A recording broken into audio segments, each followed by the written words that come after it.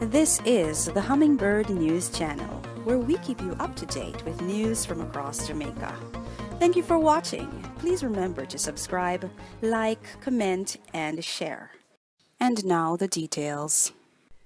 The People's National Party backs Dr. Dayton Campbell and supports probe of allegations.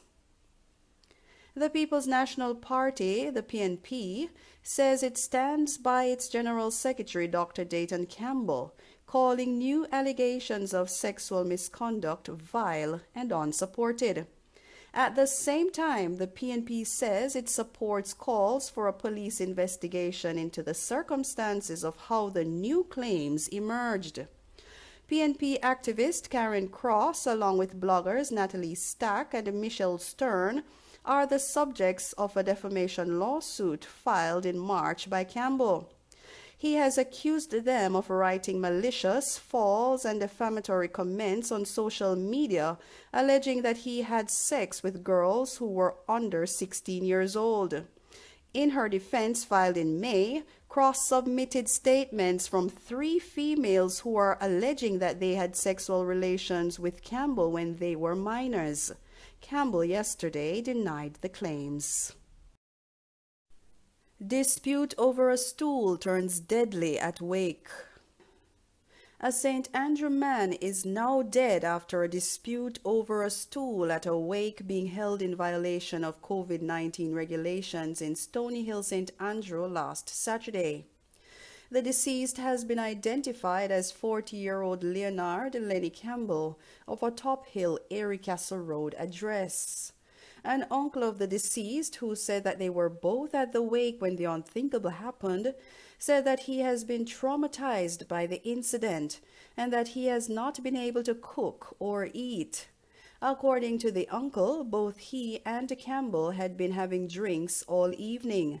He said that Campbell was drunk at the time of the incident. Reports from the police are that about 9:15 p.m., nearly 4 hours after the island-wide curfew had begun, both men were at a wake along Erie Castle Road in Stony Hill when an argument developed. The suspect reportedly left the location and later returned with a sharp object wrapped in a handkerchief. He reportedly used the object to stab Campbell twice in the chest before escaping the area. A resident who saw the suspect moments before the fatal incident said that he was completely unaware of what was about to happen.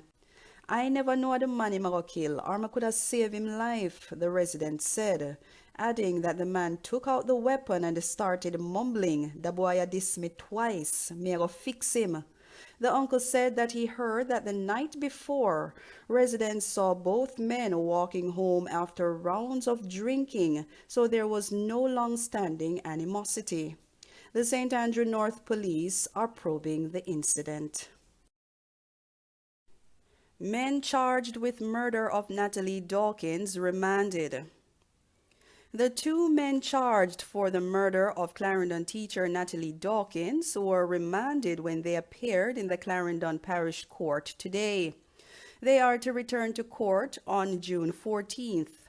Charged are 20-year-old Eladio Goldburn of Sandy Bay District and 19-year-old Mario Headley of Palmer's Cross District, both in Clarendon.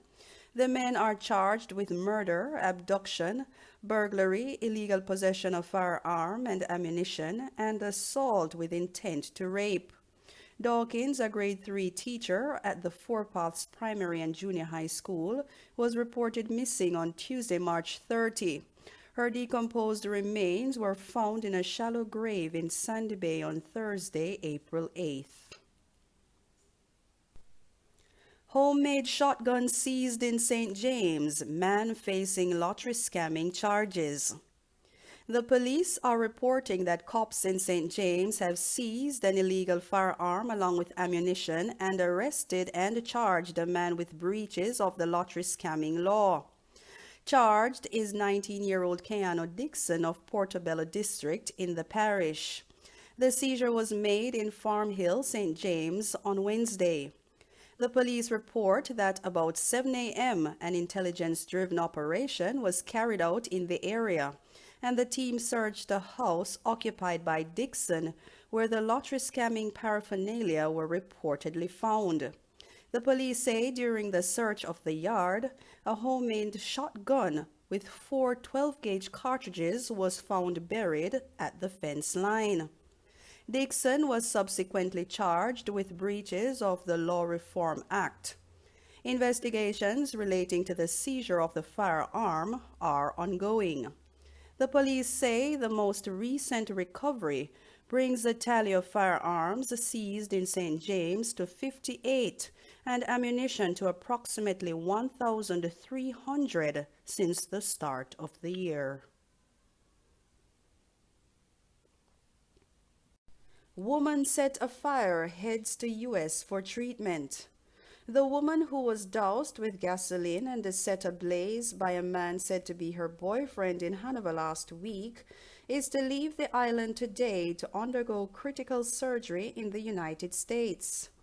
The police reported that Nicola Clark, who operates a car wash and bar in Great River, Hanover, was attacked and set on fire by her boyfriend, who accused her of being unfaithful. The Kingston-based non-profit organization San Myrna Foundation Limited, the same organization that tried to help Carrie-Ann Collins, a woman who sustained severe burns and later died after a gas stove she was using exploded at her St. Andrew-based home, has reached out to provide assistance to get Clark to a hospital in the United States. Family members of Carrie-Ann reached out to the San Myrna Foundation and asked how we could assist, and immediately we reached out to our partners overseas, and so far we have managed to raise some funds to fly the female to hospital to as quickly as possible get the necessary assistance in the form of surgery, Stephen Josephs, project manager at San Myrna Foundation, said. The trip for Clark will cost more than $1 million, said Josephs. We have just gotten an acceptance letter for the hospital to receive her, and she will be flying from the Sangster International Airport in Montego Bay by Trinity Air Ambulance, Josephs stated. She will be received at the facility, JMS Burns Center at Doctors Hospital in Augusta, Georgia, Josephs added. So far, we have gotten some figures, and the foundation is working on how to mitigate some of those costs, Josephs further indicated. He had full praise for the team at the Cornwall Regional Hospital, where Clark has been receiving treatment since the dramatic and painful incident. He also thanked the Passport, Immigration and Citizenship Agency, PICA, for expediting the process for Clark to get a new passport as her old one was destroyed in the fire. After hearing about Clark's story on the news, the foundation was contacted by the family of Carrie-Ann Collins, who died last December after receiving third-degree burns in a kitchen accident. They encouraged the foundation to assist Clark in the way it had assisted their sister, explained Josephs. The police said Clark, who operates a car wash and bar in Great River, got involved in an argument with her boyfriend, who accused her of being unfaithful. Reports are that he subsequently set her on fire. Allegations are that the man also doused her establishment with gasoline and set it ablaze. Police said Clark managed to run from the burning building and was rushed to hospital. The boyfriend, who managed to escape from an angry mob, was later apprehended by the police in Westmoreland after he sought medical treatment for major burns that he sustained. And those were the stories making the news. This is the Hummingbird News Channel, where we keep you up to date with news from across Jamaica.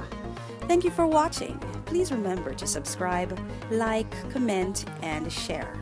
And don't forget to hit the bell so you can keep up to date with our new uploads. Until next time, be the change that you wish to see